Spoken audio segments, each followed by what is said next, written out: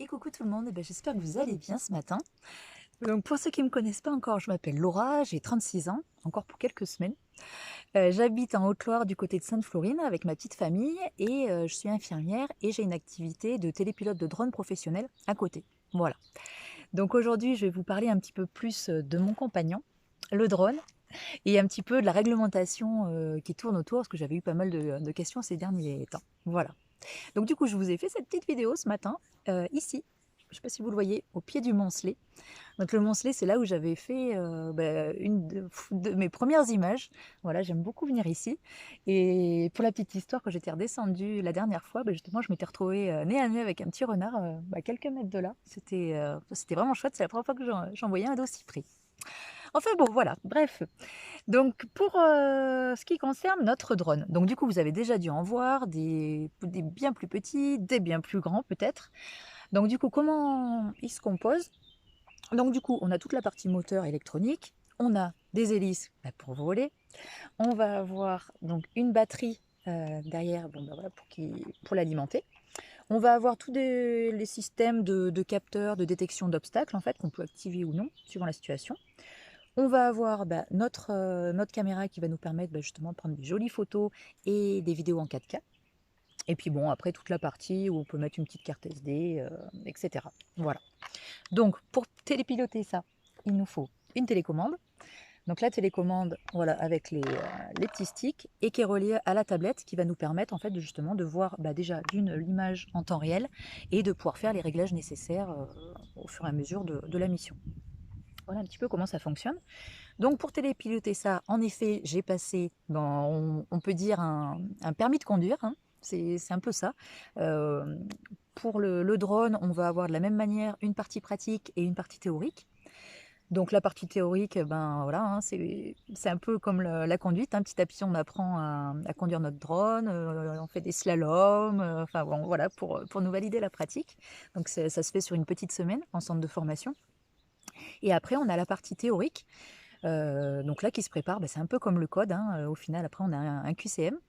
Et il faut avoir un certain nombre de bonnes réponses pour le valider. Donc c'est vrai que c'est assez, comment dire, quand même assez poussé, hein. Je me rappelle le formateur, quand on avait commencé la formation, avait commencé par ça en nous disant, alors après cette formation, vous saurez fabriquer un drone et piloter un avion. Et en effet, c'est vrai que c'est vraiment très très poussé sur plein de sujets. Des fois, on se demande même où est le rapport avec le drone, mais bon, il faut passer par là. Donc voilà, ça c'est fait, c'est validé, et ce qui permet d'avoir le titre de télépilote professionnel. Voilà. Donc au niveau de la réglementation, parce que c'est vrai, on voit même des enfants, hein, avec des drones, on dit bon, voilà, il n'y a rien de compliqué. Alors certes, il n'y a rien de compliqué.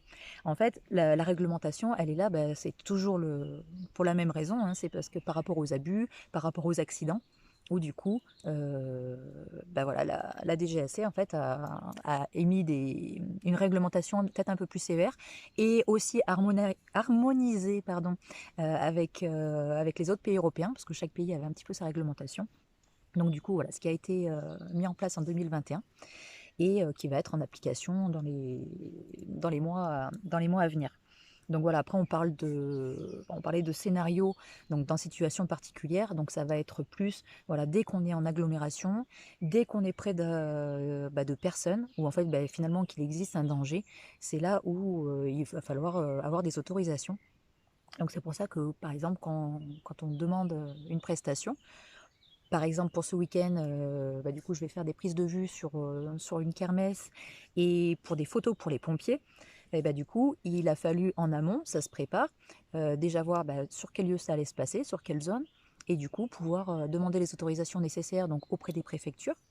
Et aussi à côté de ça, regarder sur des cartes spéciales que vous pouvez consulter sur Géoportail, où du coup on va voir est-ce qu'on se trouve près d'une activité aérienne, d'un aérodrome, d'un aéroport, d'un lieu sensible aussi, parce que bon, on a des lieux où on n'a pas le droit de voler, hein, n'importe quoi, mais bon, survoler une prison, une centrale nucléaire, voilà. Ou alors du moins on peut peut-être, mais en ayant les autorisations nécessaires bien sûr. Donc voilà, c'est pour ça que c'est vraiment très encadré. Donc je ne vais pas rentrer dans le détail ici, mais si ça vous intéresse, je vous mettrai le lien en dessous de cette réglementation et vous vous rendrez compte que du coup, voilà, même avec un petit drone, la réglementation est quand même Enfin, c'est très encadré, d'où l'importance de la respecter. Et enfin, c'est surtout que le risque, c'est en cas d'accident, bah, après, vous n'êtes pas couvert.